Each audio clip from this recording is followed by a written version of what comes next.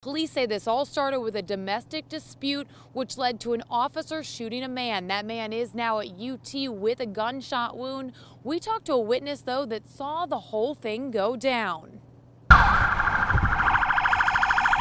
This was the scene right after a KPD officer shot a man.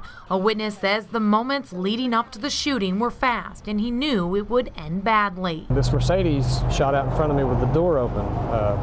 There was a girl's feet hanging out of the doors. Brandon Sharp was leaving the mall when he thought he was witnessing a robbery as the car sped away. I was just about to call 911, and before I could get it dialed, a policeman pulled up in front of the car and stopped him. You can see the white Mercedes here where police stopped the suspect. The gentleman got out of the vehicle, sort of acted like he just didn't care what was going on. He put his hands on top of his head and, just sort of like they were screaming for him to get on the ground.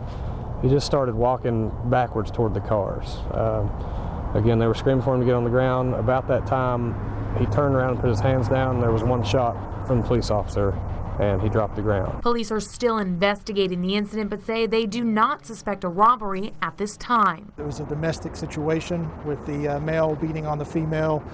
Again, the caller indicated that the female was running from the male, from the attacker, that they also had a small child in the vehicle, and at some point he had pushed her or pulled her into the vehicle. Police did not release many details about the female or her child, but say they were uninjured.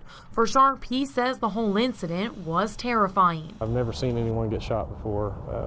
Really traumatic experience, and I never thought that it would happen on this side of town. Now, as for the officer involved in the shooting, he was not injured but was taken to UT Medical as normal KPD procedure. We don't know very much about him or the other officer involved in this shooting. We don't know if they are new to the force or a veteran, but we will find that as well as more details of this shooting as we get them. But for now, live in West Knoxville, Alexis Sotos, 6 News.